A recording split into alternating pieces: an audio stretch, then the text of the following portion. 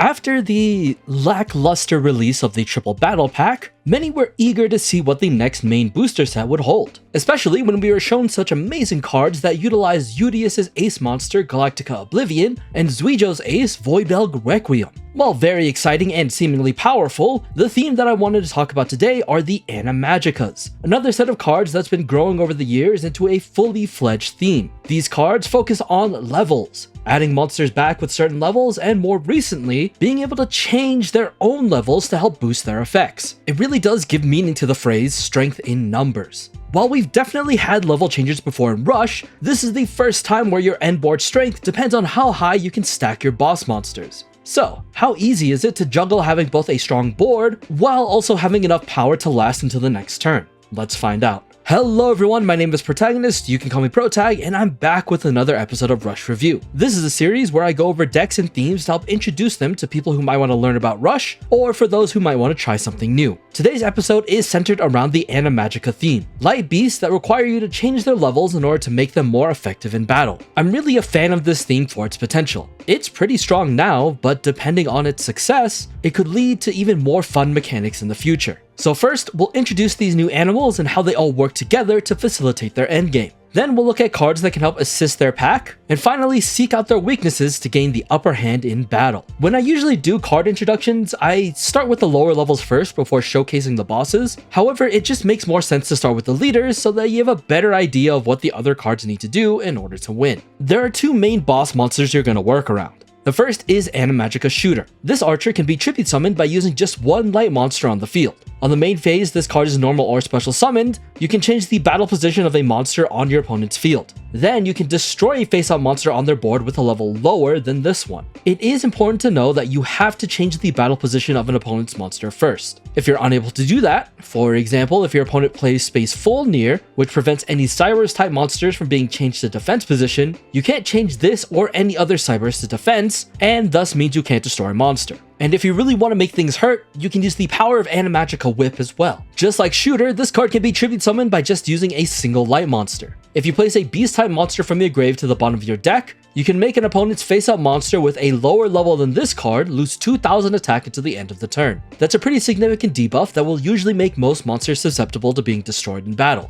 This will help you get around those cards that can't be destroyed by Shooter due to their protections or any other effects. And what's really nice is that you can also use face-down light monsters as your one tribute for the summoning of either Shooter or Whip. This helps get around cards that might force you to flip your cards face down, like Shiny Shady, which would have usually made your plays more resource intensive. So you can probably understand the main strategy of the deck now. Increase the level of those two monsters in order to activate their effects on your opponent's monsters. So, what are these monsters that help raise levels? One of them is Animagica Sorcerer. It has the continuous effect of giving all beast monsters on your field 400 attack and defense as well as piercing. You also increase the levels of face-up light beasts on your field by 2. This is a great way to help your bosses hit through defensive monsters, especially when you use Animagica Shooter's effect to position change a card. For some protections, Animagica Double Saber prevents your opponent from activating trap cards when you normal or special summon a face-up beast monster, including this one. You also increase the level of face-up light beasts by 2. This stops cards like Shiny Shady, Trap Holes, or any other reactive traps from disrupting your board. And if you really want to be safe, Animagica Knight stops your face-down beasts from being destroyed by your opponent's card effects.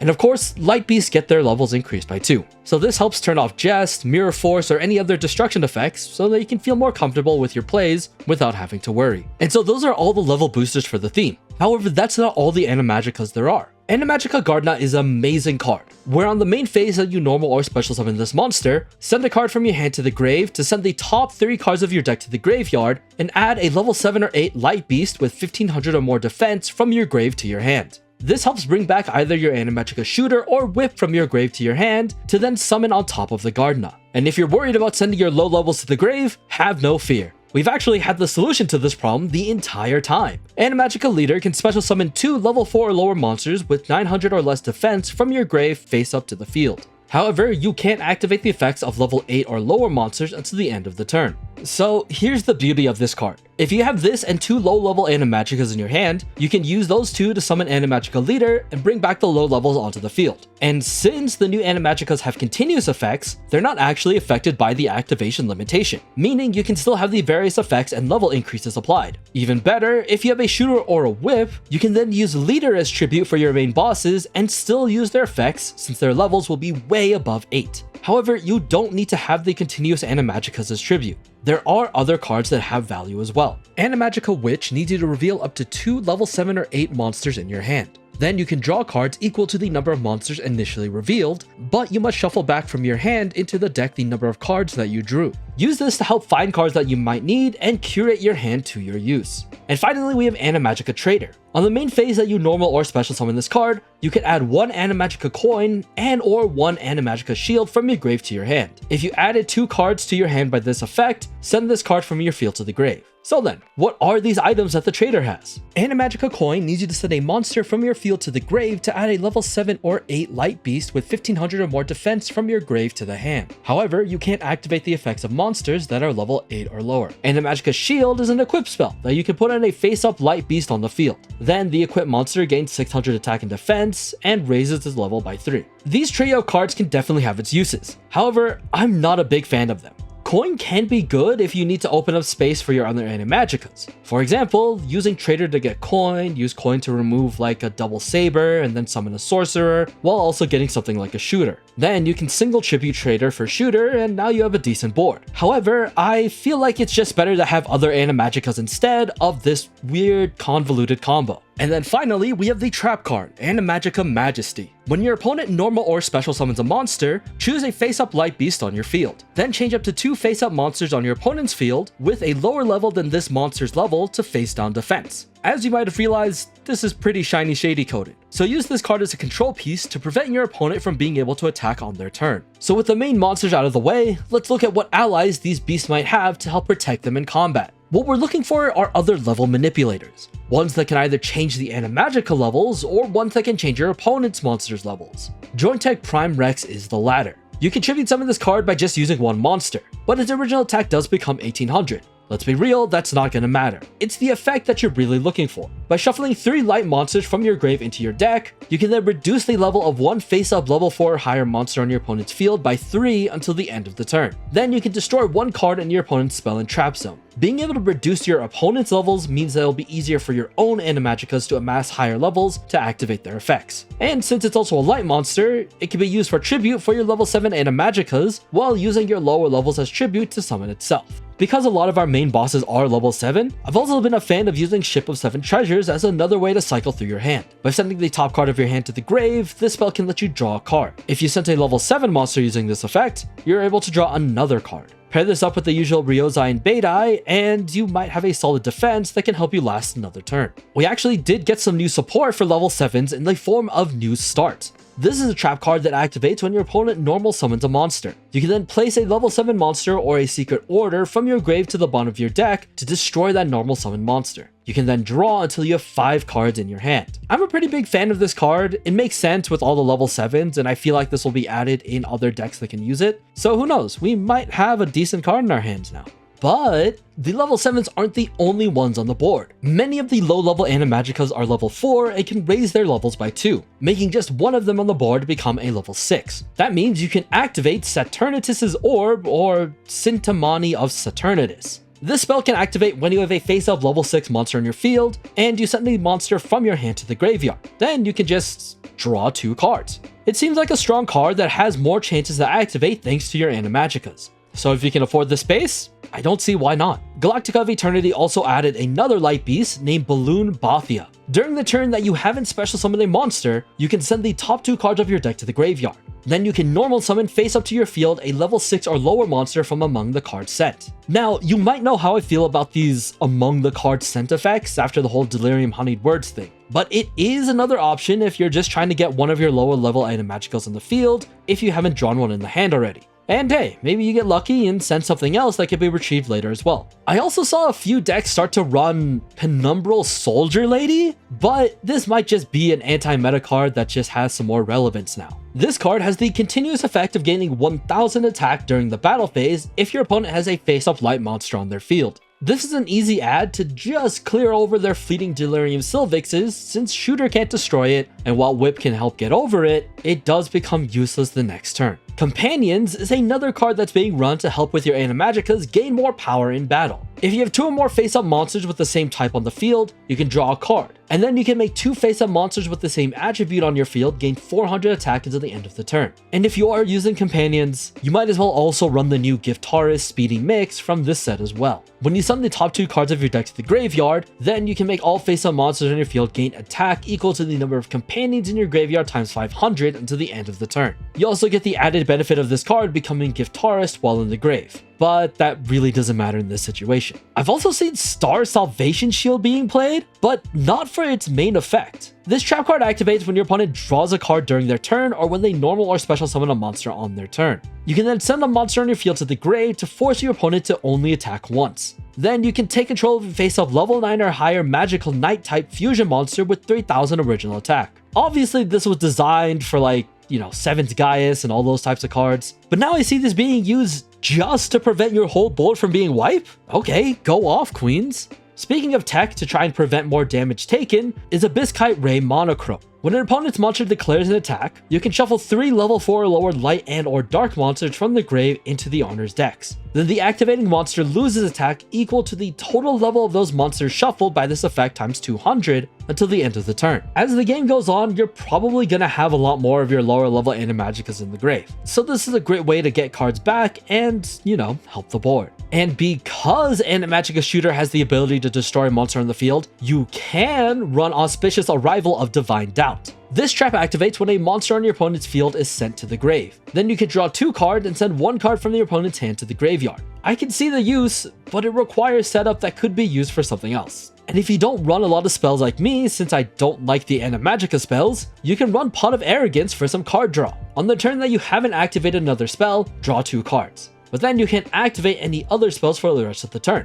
I think it's fine to use, but you do have to check your ratios to make sure that it does make sense. And, okay, don't take this one too seriously, but it was really funny to read about. You can run Magical Sheep Girl Meg-chan and Meet and Greet in your decks as well. Meg-chan is a normal level 7 that can be extra targets for Ship and Gardna. Meet and Greet, at the cost of sending 2 cards from your hand to the grave, is a spell that allows your level 7 normal monster to attack 3 times this turn. And if it is a Meg-chan, all face-up effect monsters on your opponent's field lose 500 attack until the end of the turn. And because Meg-chan is a level 7 normal monster, you can also run Secret Order to special summon a level 7 normal monster from your grave or hand to the field face-up. This turn, that monster gains 700 attack and cannot be destroyed by your opponent's spell and trap cards. Funnily enough, now that I think about it, you could use this as a Delirium counter, since normal monsters can't be used by them to do their fusions. Maybe they are cooking. With legend cards in this deck, you do have to ask yourself the question, do I have enough card draw? Because a lot of the deck can have ways to get monsters in and out of the deck and grave, you can use your legend slots to cover for other things that the deck might need. For example, you can use Card Trooper to develop your resources, getting cards into your grave to then be able to retrieve them back into your hand. But if you want a powerful alternative, you can run Behemoth, King of All Animals. You can tribute summon this card in attack position by tributing just 1 monster. If you do though, its attack becomes 2000. However, on the turn that you normal summon this card, you can add beast type monsters from your grave to the hand equal to the number of monsters used for the tribute summon. This means you can recycle monsters that you just used or even bring back your heavy hitters so that you can have a better board in the end. And if you end up keeping Behemoth, you now just have a really strong monster. I'll mention this later as well, but the Animagica line does not have straight up background removal. Sure, cards like Double Saber and Knight can prevent the activations of traps and effects, but it doesn't stop everything, and you'd rather just have them gone than potentially still active on the board. So, legend spells like Giant Trunade can be useful for removing those pesky back row cards. But outside of that, regular drawing spells will also do the trick here. And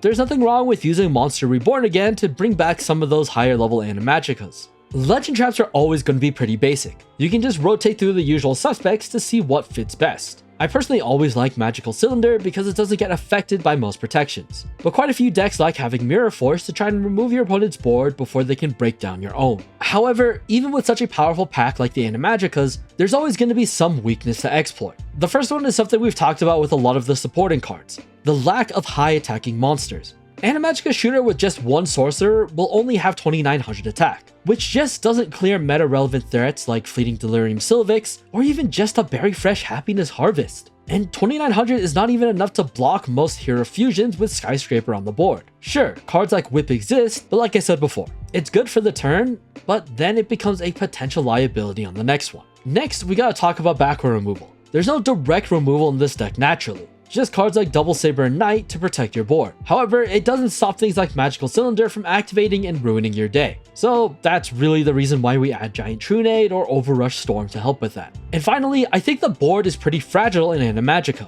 With the need to have at least 2 low-level Animagicas with, less than ideal stats, it's almost essential to try and keep them onto your field or else risk not having a good turn later. Sure, Sorcerer can buff their stats, but like you saw, it's not enough to bring down most monsters. It's why they have cards like Animagica Majesty to help with keeping monsters down for an extra turn. But it never hurts to supplement them with other cards like Shiny Shady or other battle traps to lessen the damage. If you can navigate through those challenges, then I really do suggest giving Animagica a shot. This concept of level changers is very cool and not something that gets a whole theme in Rush Duels. There's probably a lot of potential for this deck to continue to grow. More lower level beasts with more beneficial effects, or even more level 7s that can help protect your end board. In terms of overall power, the deck is pretty great and pretty easy to pilot. You're hoping to curate your hand to have at least 2 low level Animagicas with either a Whip, Shooter, or any other high level monster that you might have in your deck or graveyard. Once you do, you're able to set up your board and hopefully have enough to break down your opponent's high-level monsters.